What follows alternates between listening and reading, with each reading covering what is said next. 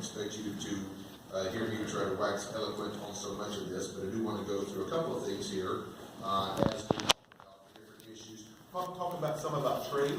We'll talk some about labor. We'll also get into some of the specifics here on the Farm Bill as well. A couple of general statistics in North Carolina. I always like reviewing these because I find these fascinating, and I'm sure most of you may know this. If not, let me just share a couple of these.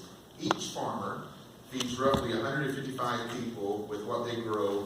This is just basically North Carolina statistics here. Some of you may be more than that. Agriculture is still the top industry in North Carolina. Still number one. $77 billion annually to the state's economy. 18% of the state's income, or nearly 1/6 of the income, which is basically more than 17% of the workforce. Produces the most tobacco, sweet potatoes, poultry, and eggs in the nation. All four of those things. That's pretty cool. Certainly to be proud of there. Produces the second most of cut Christmas trees, turkeys, hogs, and pigs throughout the nation. So number two in those areas. Some of you have had bacon or ham this morning, so you know a little bit about that. 87%, and this is a very important statistic here. 87% of our farms are family owned. That's why that's important. We'll get into that a little bit later on. Here are some of the potential concerns. The average age of a North Carolina farmer, anybody want to take a guess? 62. 59 years old now. Latest statistics, 59 years old. 85% of farmer owners are over 45 years old. You guys, I'm telling you stuff, a lot of it is basically that you know that you're getting into there. 4% decline in number of farms from 2016 or 2012 to 2016, another 4%. And half of North Carolina farms have values of sales at $5,000 or less. Here in Chatham County represents $114 million in sales annually. Almost all here in Chatham County is in livestock. Agricultural and agribusiness accounts for 38% of Chatham County's total income, employs 1/3 of the county, and is number one, the top in the state in beef cattle. That's a few things specifically, just a general overview. Now let's talk a little bit about the farm bill when we get into that, or what some of you may know as H.R. 2. H.R. 2 would authorize federal agriculture, conservation, and nutrition programs under the Department of Agriculture until 2023. As you know, every 5 years. The last one was before I came to Congress, which I've been there almost a little over 3 years.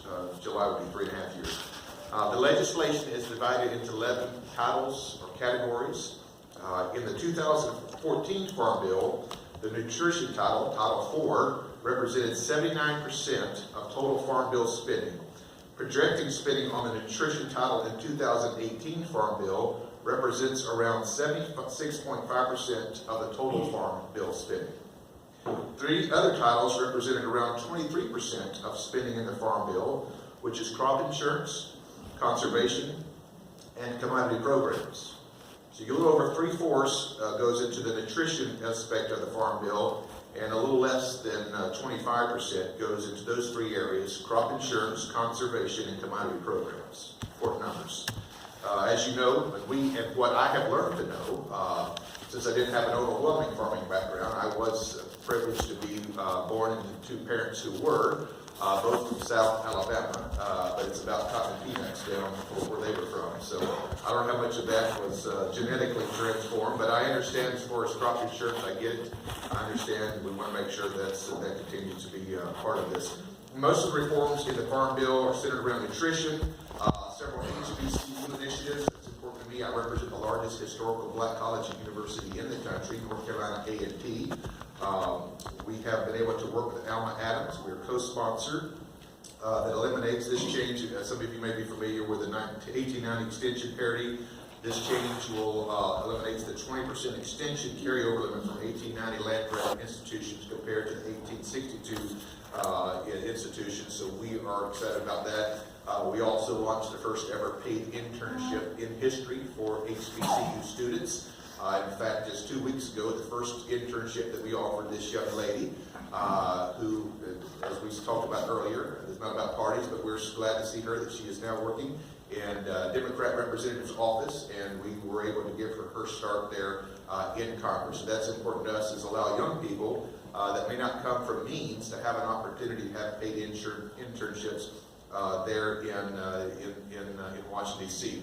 We also partnered about a year and a half ago to have the first HBCU interns or fly-in for the chancellors. We had over 80 that came in to hear important things, issues like year-round Pell Grants, as well as the issue that we talked about as far as the parity between the different originalities as far as the years when some of these HBCUs came in. So I want to stop there for just a little bit. I've got some more information on the SNAP aspect that I'll get into because I do anticipate a few questions there. But wanted to open up specifically for questions. I know Josh will be recording these as the liaison to the Agriculture Committee that you may have concerns in going out over the next 5 years.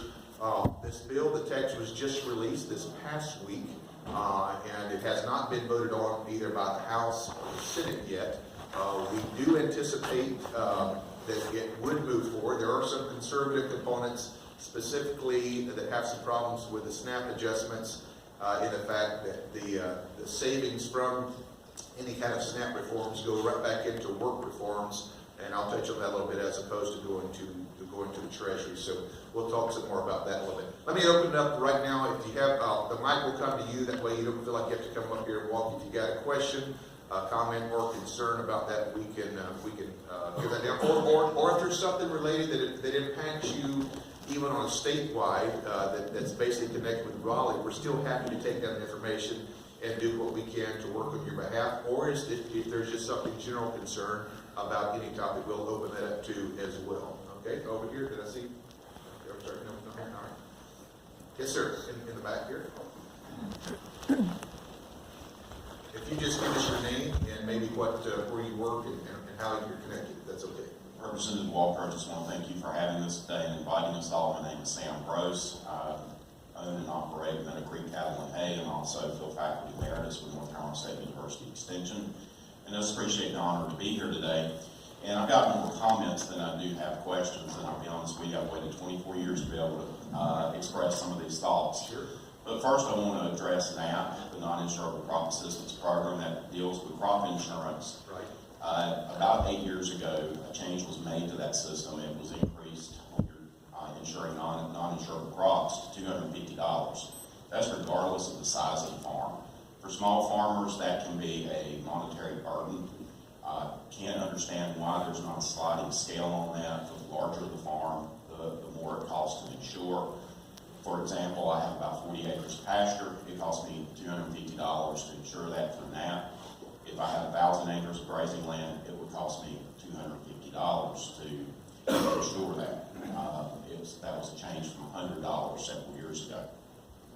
The next thing is just briefly the conservation that's being talked about here and possible cuts to conservation.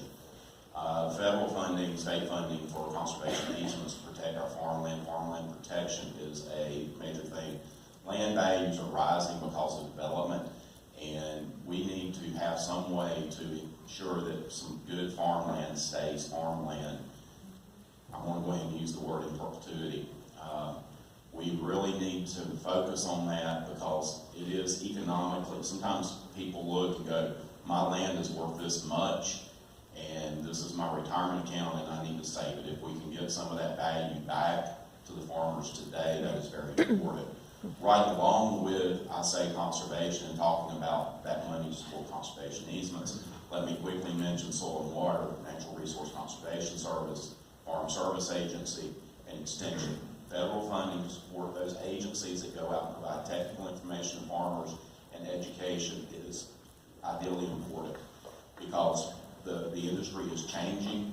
We've got team members in the ag programs, ag and natural resource programs that help keep agriculture strong and keep these farmers moving with a changing technology world. It's not just horse and mule anymore. There's a lot of technology involved with agriculture, and it's important that these agencies that help support agriculture continue to be funded. I know there's a threat to be reducing some of those. Also, our dairy program, we used to have one milk, it's called, the acronym was MILC. It's been changed to PPE. But under this program, our dairy farmers are hurting. They have not, in Chatham County, I know from a reliable source, there's not been any payments made to our dairy farmers to help support them with falling milk prices and increasing commodity inputs. And it's important that we keep our local dairies active and operating. And so we need to be focusing on making sure that a volatile industry such as dairy is supported. My final comment, and this is one I've waited till the end to say, this is going to be unpopular with certain folks. SNAP and WIC should be moved to the Department of Health and Human Services. Then the American public can see exactly how little money is being put into actual agriculture support. I'm not saying do away with SNAP or WIC, but it would give the American populace a lot better idea of really how little agriculture is directly receiving, the production end of agriculture is actually receiving from our government and from other folks. So I know that you're not on the agriculture subcommittee, and I know that Secretary Perdue may disagree with you because it would shrink his department tremendously, moving SNAP to the Department of Health and Human Services, but again, it would give a much clearer picture of what agriculture truly looks like. Thank you for the opportunity to be here today. Well, thank you. That was incredibly articulated. And Josh, I know that we'll connect at some point and get a little more information. I hear he's retired, and I don't know if you're looking for additional work or not.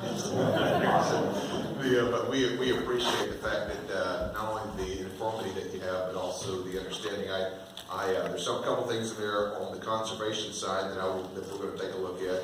I do agree with you that putting these two together under the agricultural community, specifically the Farm Bill, is problematic. I am somebody who believes in limited government and fiscal responsibility, and we have seen over the last 5 decades mandatory spending. Well, if you look at basically the way our budget breaks down, I don't want to get too much of this, we'll give you just a quick idea here. If you look at our budget, $3.67 billion, there's basically two avenues, two streams. There's mandatory spending and discretionary spending. If you go back to the late 1960s, mandatory spending was about 24-25%. Discretionary spending was about 70-75%. Since that time, it's inverted. And the bulk of the mandatory are continuing to try to fund the growing social programs that have been designed, all mostly probably well-intended.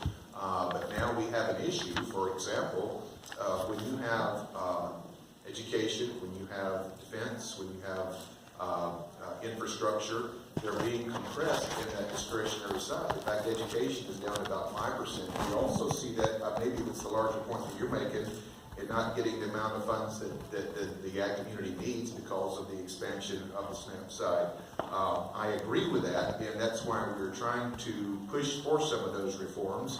And I've got a little bit more information I want to get into as far as how we're doing that, but also at the same time I want to hear some more of your thoughts and comments specifically as well. Very good, thank you. Yes, ma'am.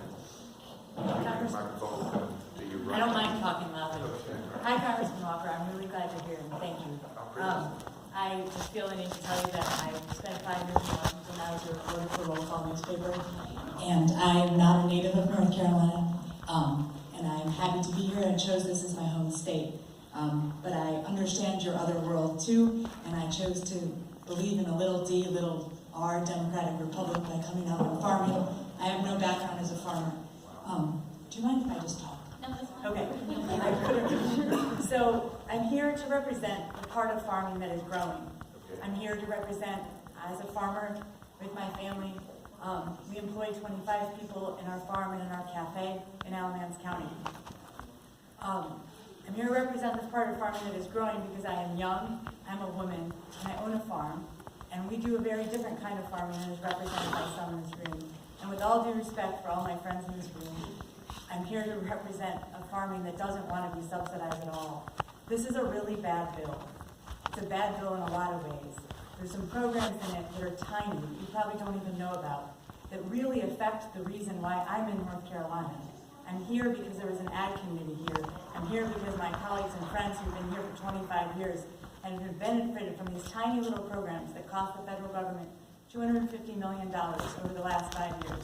These are programs that started farmers markets, that provided microloans. I'm talking like $1,000 that gets a farm business off the ground. Cost share programs, value-added producer grants. One of the constituents in your county, Goat Lady Dairy, was a beneficiary of that. They're able to make more cheese because of that grant. Chapel Hill Creamery in Orange County over, they benefited from that grant. These are small businesses that do not receive government funding, that were recipients of tiny little loans or tiny little grants. By contrast, this bill would provide for the expansion of Title I payments by about $15 billion. And the way that the CBO has changed the scoring of the bill right before Representative Conway, the Agriculture Chairman, released it, to change the baseline of the bill and the scoring, such that it looks like it's going to only expand those programs by $150 million. Title I programs, for all of you who don't know, are the programs to support commodity products such as wheat, corn, soybeans, and rice. Your constituents are by and large not benefiting from those programs. Your constituents, farm-wide, are more farms like me, and tobacco farms, and nurseries, and none of those farms receive those kinds of price reports. But your constituents have been hugely benefited by these small little loans and grants that cost only $250 million over 5 years. And those programs have made us I don't know if you know this, but like the Southeast United States is a mecca for this kind of farming. We are looked to by other parts of the country. Our friends in this audience, Alex Pick over there, goes and speaks all over the country. I go speak all over the country because people want to do what we do. We, in your district, have received $1.5 million of that $250 million in those small funds over the last 5 years. That's 3 times the average rate nationally. So we're a disproportionate benefit of those funds. And this bill would cut those funds while at the same time dramatically expanding the way that the Title IX program, the Title I program works, such that your nephew and your cousin and your great-granddaughter, if they're all involved in the farm, you guys can all get more and more of these crop subsidies and other Title I payments. And I'm advocating for a system where the government doesn't pay me to farm. Again, with all due respect for everybody in the room, and I think you believe this philosophically, that if the government has to support something, by definition it's not working as a business. Our farms in this community are doing a very good job of working as businesses. We are growing, we are employing people, and we're doing so without government support. And so I don't want you to vote for a bill that would expand supports that's largely going to farms in Iowa and the Midwest, and big corporate farms benefiting from this. And we're small farms, and we're doing stuff, and we're the kind of businesses you espouse. And come visit us, please, because we're employing people in your community. And I know you're a Baptist minister, and I want to speak to your heart a little bit, and a heart for God. Because when God created the world, it says in the Psalms that wisdom was with him.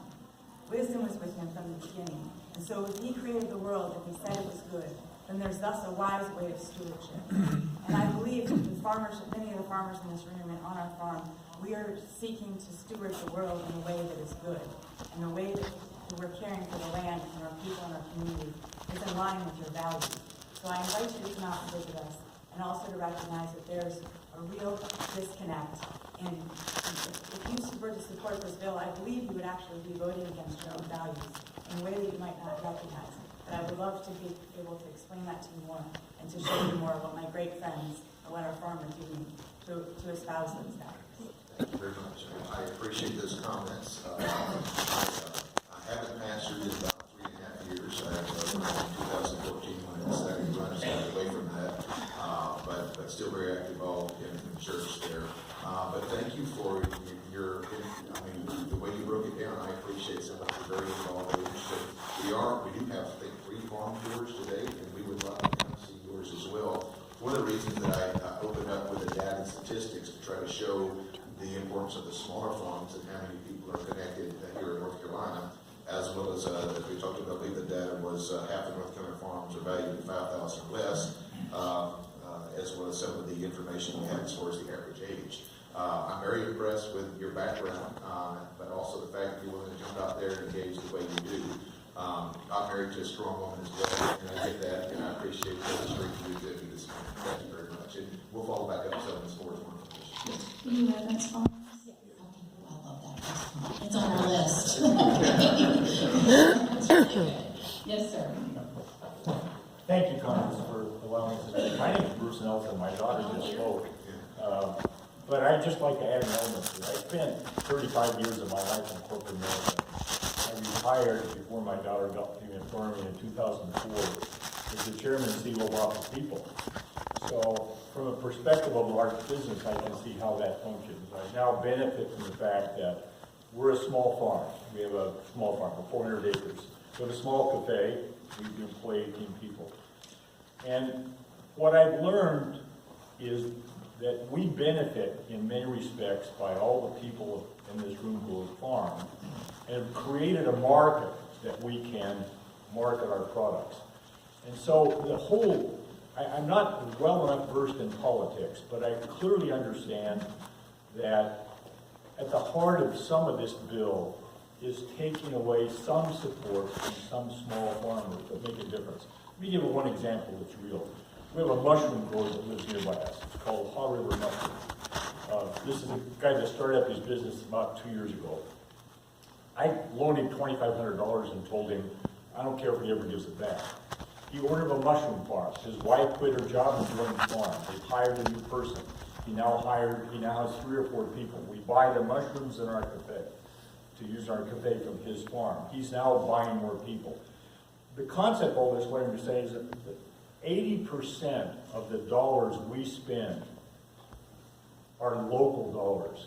They don't leave our county, they don't leave our city, they don't leave our community. They're spent locally. And there's a power called the multiplier concept. A dollar spent locally has significantly more benefit than a dollar spent to a chain. How do I know that? I lived at a chain. And in this bill are some very critical elements that allow this group of people to survive. This is America. It's not corporate America. This is not Walmart. This is America. This is the social America. This is economic America. And these are farmers who've given their lives to farming and who, in some respects, need some help. Like my daughter, I'd like a perfect world to let the free market take care of things.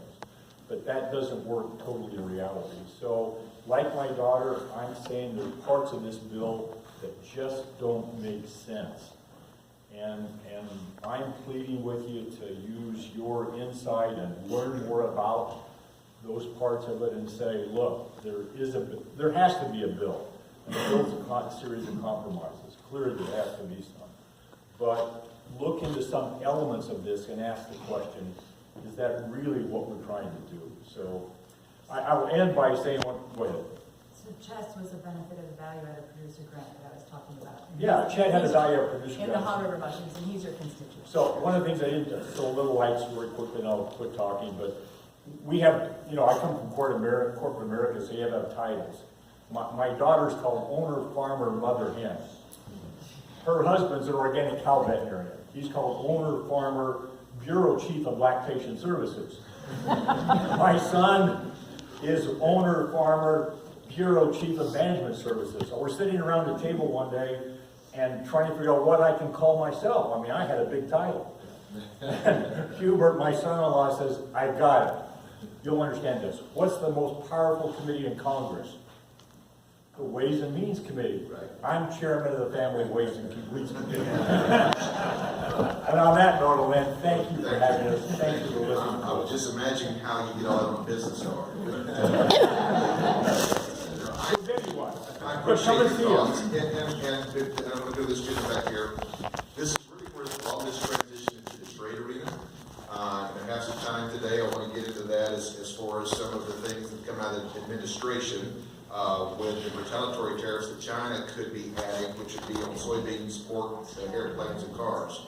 So we want to make sure, and listen, I'm not you know my history enough to know as far as the fiscal side, I'm not a big commodity person. But I also understand that you can't rip a rug out overnight on something that's been designed for decades and decades.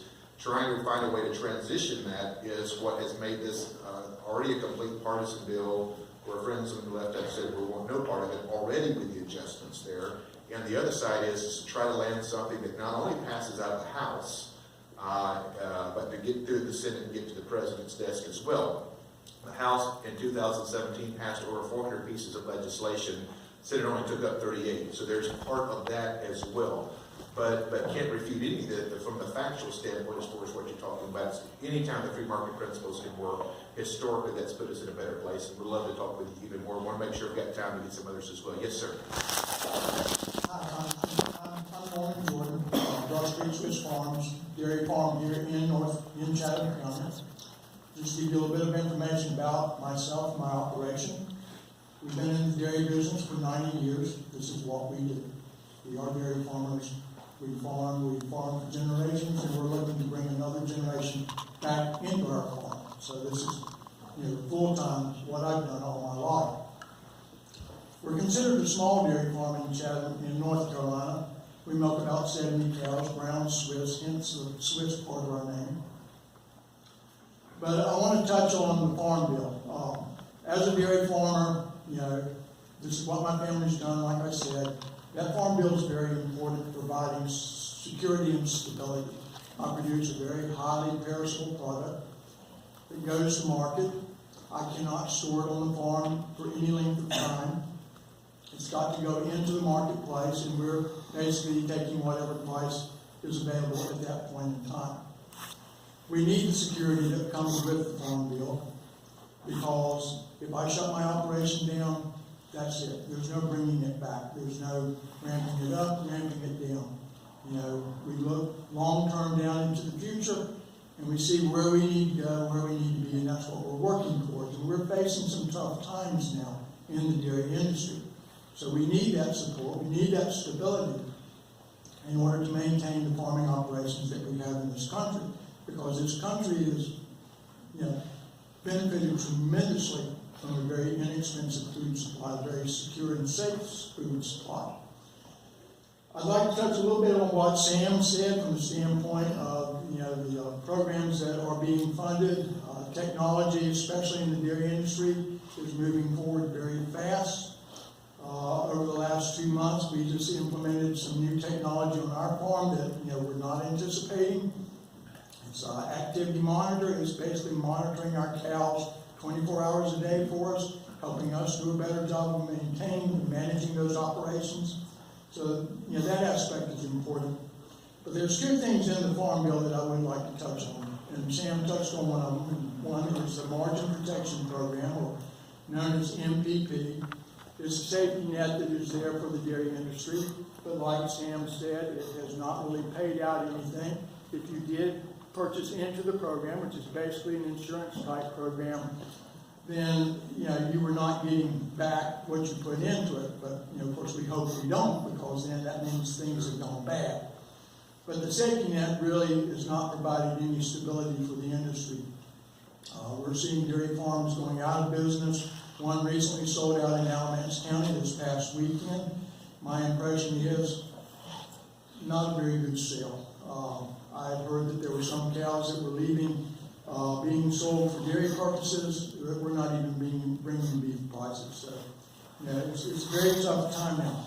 But the other area that I want to touch on is that's in the Farm Bill, deals with foot and mouth disease. This is a highly contagious disease for cloven-footed animals. Would affect the dairy industry, the beef industry, would affect swine. But it also would affect all of agriculture because of the fact that the disease is so highly contagious in its transmission that if we stop moving. If we look at damaging the livestock industry, I know the soybean growers, at one of the meetings that I was at, they recognized the fact that it would have an impact on them because they would be using their local markets with the livestock industry as well. So it's a very important part of the Farm Bill that's in there. One of the main parts in there dealing with foot and mouth disease is a vaccine bank that needs to be developed and needs to be maintained and put into place for the food security of this country. So there are some very important parts in the Farm Bill. Like I said, the two that I'm mostly concerned about as a dairy farmer is the MPP, Margin Protection Program, a safety net for the dairy industry, and also that there be adequate funding to initiate and then maintain a vaccine bank for the foot and mouth disease program. Thank you. Appreciate it. I'm going to make some notes, but I want to call back up on some more detail on this as well. Let me take a minute to transition into what we call some of the SNAP reforms as well, since that is the bulk of the Farm Bill, and just talk about that. I know some of the people have asked about that, and we've got some reporting going on, so I'll make sure I get my facts correct here as we move forward. The SNAP program, this is for North Carolina, provides more than $2.2 billion in benefits to approximately 1.5 million North Carolinians.